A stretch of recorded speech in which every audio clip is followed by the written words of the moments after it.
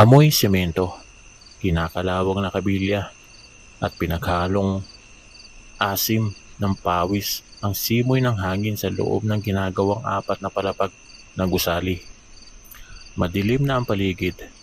Tangi ang isang nakasabit na dilaw na bumbilya ang nagbibigay liwanag sa isang sulok kung saan nag-uumpukan ang apat na construction worker. Biyernes na gabi, kakasahod lang, at higit sa lahat, day off bukas.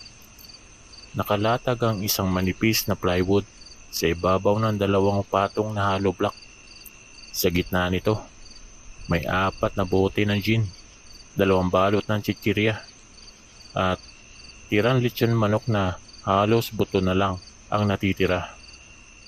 Rinig na rinig ang malakas nilang halakhakan. "Akalain mo yun, pre?" sigaw ni Cardo habang iwinawasiwas ang hawak na basong plastik. Namumula na ang mukha niya sa tama ng alak. "Buhay pa tayo. Akala ko mamamatay na ako sa pagbubuhat ng semento.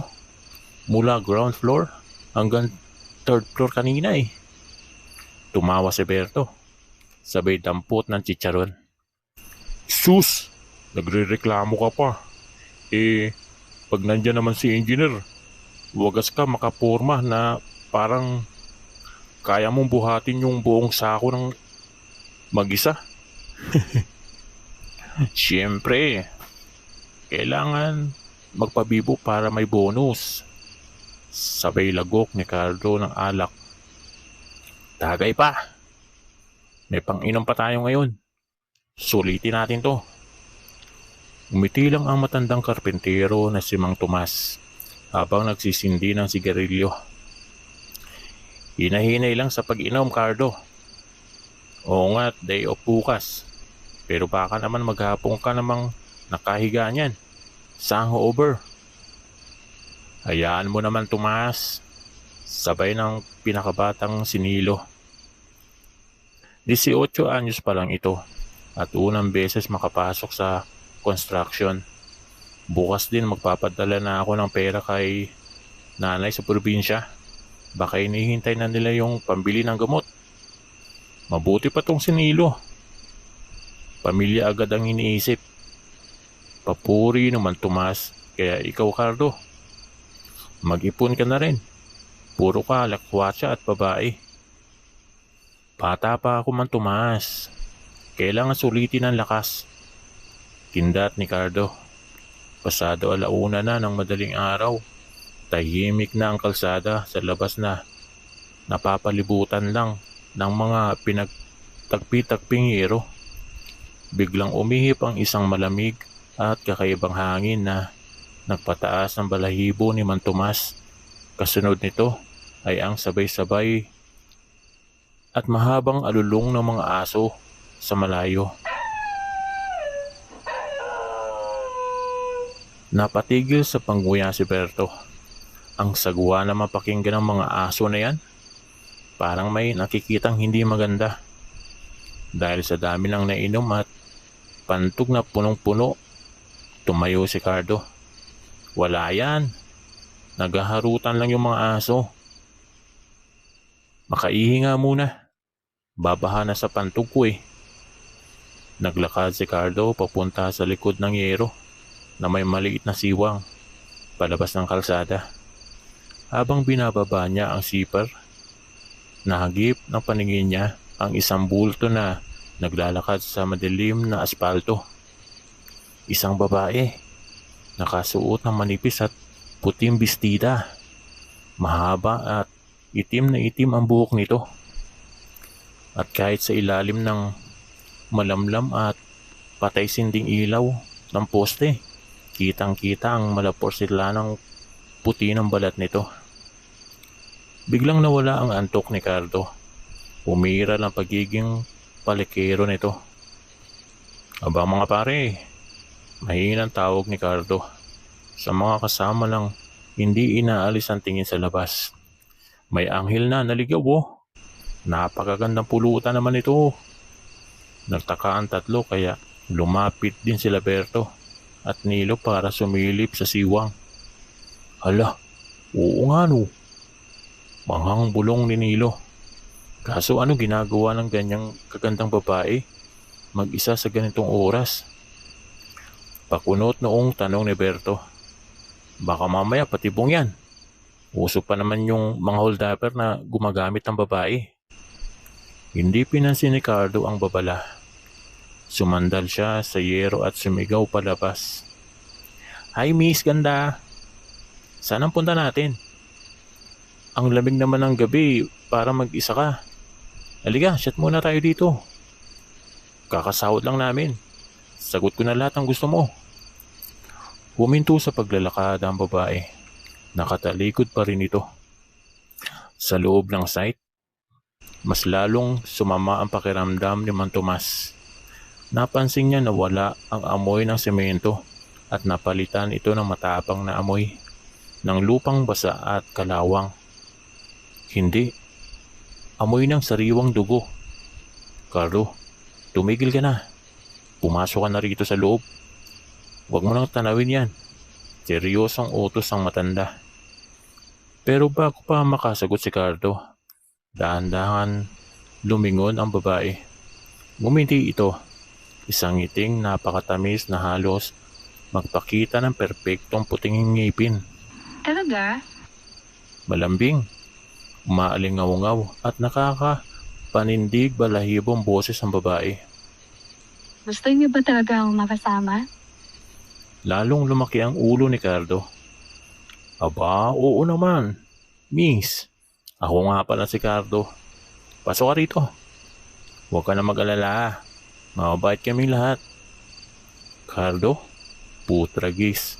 Huwag mong buksan yung gate. Sigaw ni Mang Tomas na nakatayo na at pinapagpaga ng pantalon. Pero huli na, na-slide na ni Cardo ang yerong pinto. Pumasok ang babae. Habang naglalakad ito, palapit sa pwesto ng inuman nila, napakunot ang noo ni Nilo. Tila may mali sa paraan ng paglakad nito. Hindi lumalapat ang mga paa niya sa lupa. Isip-isip Nilo, parang nakalutang ito ng ilang pulgada sa ibabaw ng alikabok. Gusto niyang magsalita pero umurong ang dila niya sa takot. Umupo ang babae sa bakanting hollow block sa tabi ni Cardo. Mas lalong tumapang ang amoy nito. Isang halo ng mamahaling pabango at nabubulok na karne. Ang bango mo naman, miss, bulong ni Cardo. Unti-unting inakbayan ang braso sa babae. Gusto mo bang kumain ng pulutan namin? Pasensya ka na. Paubos na eh. Lumingon ng babae kay Cardo. Ang matamis nitong ngiti ay dahan-dahan lumaki. Lumaki ng lumaki hanggang makita ni Cardo na hindi normal ang pag-inat ng labi nito.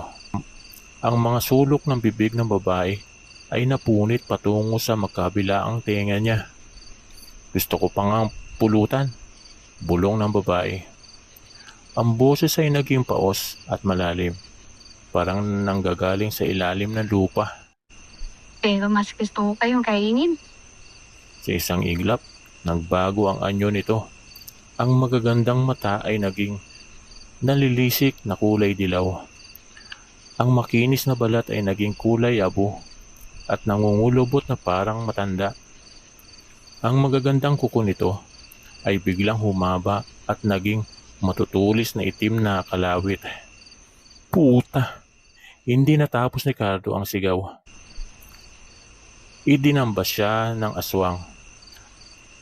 Bumao ng mahabang matatalim ng ngipin ng halimaw sa leeg ng lalaki. Isang malakas na crack na ang pagkabali ng buto ang umalingaw-ngaw.